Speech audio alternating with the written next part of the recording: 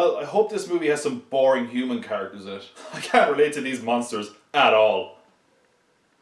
Godzilla vs Kong is exactly what it sounds like. I actually put a bit more time aside for this description, so I don't know, why don't we just kill some time listening to the Godzilla music?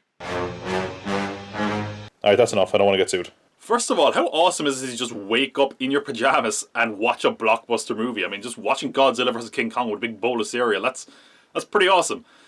Anyway, I digress. I'm kind of starting to feel like Charlie Brown with the football when it comes to the Monsterverse, you know? It's like, I get myself really excited and I'm about to go for it, really hyped up. And then I guess Legendary Pictures moves the football away. I got so excited for Godzilla 2014 and boom, the football was gone. I got really excited for King of the Monsters and boom, there goes the football. It was gone again. Now I got pretty close with Kong Skull Island. And this time I was really hyped up again. I'm like, please, please be good. I'm sick of feeling like an idiot. And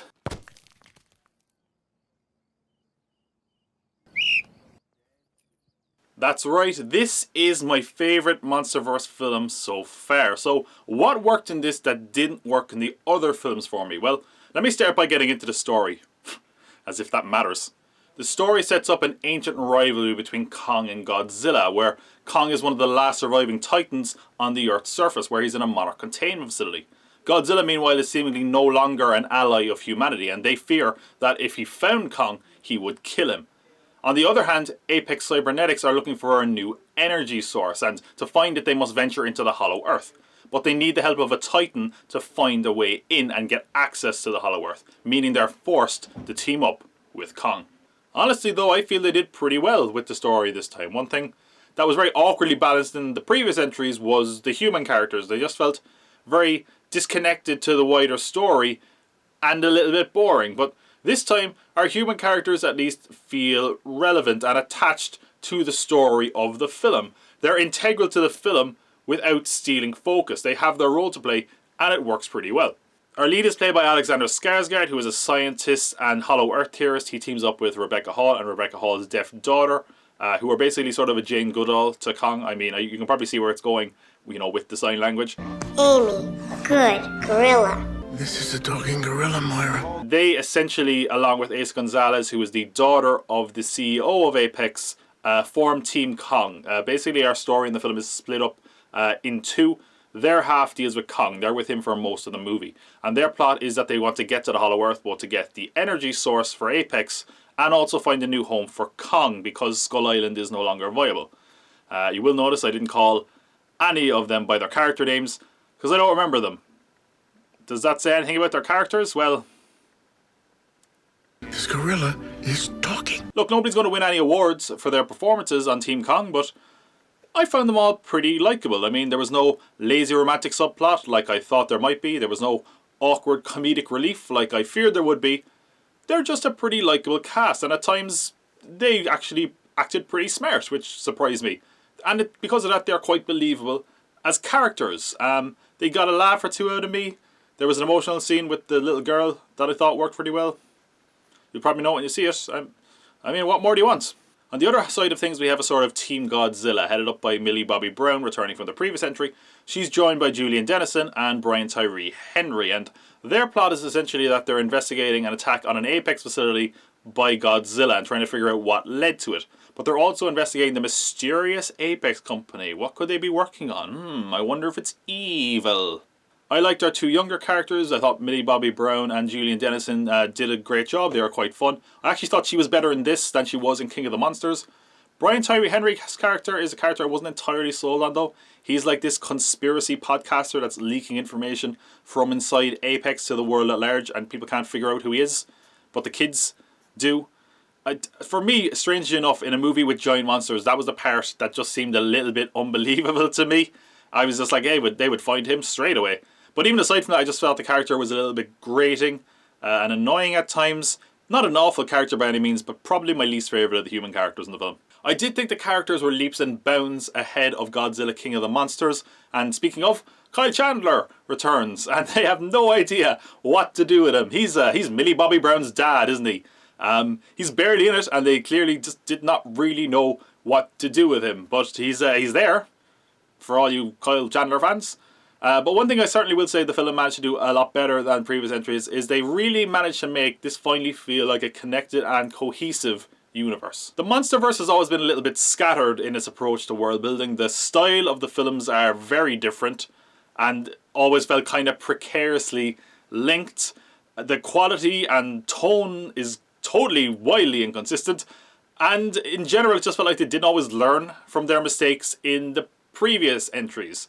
To the point that, to be honest, if you weren't told there was a Monsterverse, you mightn't have been aware there was one at all. This film, though, is the very definite combining of two of the properties, and director Adam Wingard deserves credit because he did an excellent job of making this world feel a bit more united. There's a lot of references to the rest of the Monsterverse that actually tie the whole thing together, and it also feels like they finally settled on a tone, whereas before they were a bit unsure of themselves.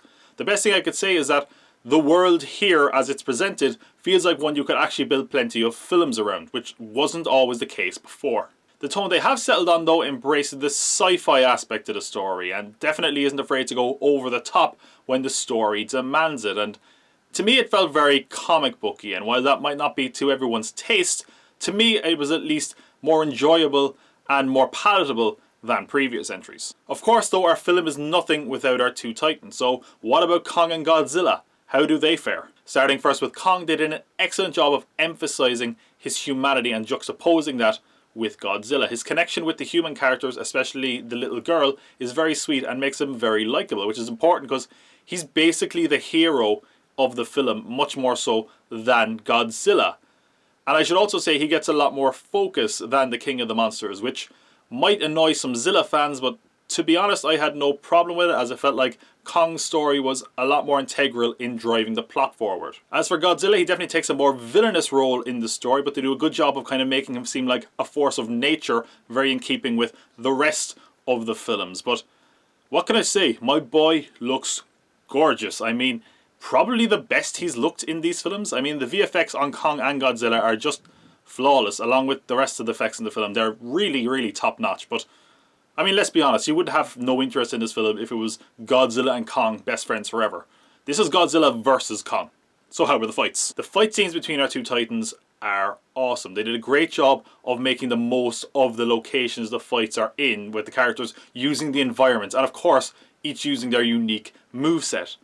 But who comes out on top? They managed to have some pretty even bouts, and they do an excellent job of making the fights feel relatively balanced, so no one gets their ass kicked entirely. And in case anyone is saying Godzilla should beat King Kong pretty easily, essentially the film is Godzilla vs Kong and the army.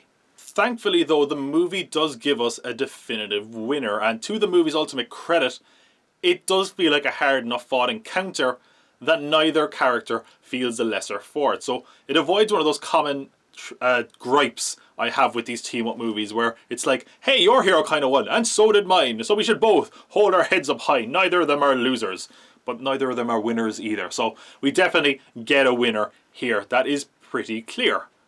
So it avoids one of those common pitfalls. But there's one pitfall it doesn't successfully avoid, and that is something that we see in a lot of these team-up movies. Now, I'm going to say mild spoilers here, but to be honest, I knew this going in, and it seems like anybody who actually would know anything about this movie and Godzilla in general might know this already. But all the same, I'm going to go into mild spoilers. Skip to this point in the video if you don't want to hear.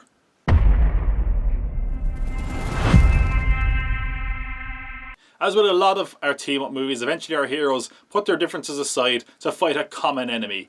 And the common enemy in this film is Mechagodzilla, which felt a bit forced to me. I mean, I understand the necessity for bringing a character like that into the film so they can join forces and kind of fight the common threat, but it just felt like they didn't really do the character any justice here. And, you know, as with all these Godzilla films, there's nothing stopping them bringing back any kaiju at any point and giving them another go around. So it's hard to be that annoyed with it. I also didn't really like the design. I thought it was just a bit plain and unoriginal. Whereas I thought the design of the original Mechagodzilla had a bit of character. I would have liked to have seen something maybe a bit closer to that. But all that being said, I thought the action scenes involving the three of them were actually a lot of fun and were pretty good overall. So it's hard to complain too much. That's pretty much all I have to say. on Godzilla vs Kong, but the biggest compliment I can pay it is that it delivered. The human characters were more tolerable and better utilised this time around. The pacing of the film, I thought, worked really well. I was never bored, nor did the film drag, nor did it overstay its welcome. And the monsters, from an action and effects standpoint, were fantastic, and because of all this, it felt like a real blockbuster. Of course, the usual criticism of blockbusters apply. The characters are nothing outstanding, and the plot could probably be picked away at. They're not reinventing the wheel here. That being said, this was the film that finally delivered on the potential of the Monsterverse to me, and certainly delivered on its promise of Godzilla vs Kong. That's what I got, and I enjoyed the hell out of it. So, the film is exactly what it sounds like, and if that appeals to you, go check out Godzilla vs Kong.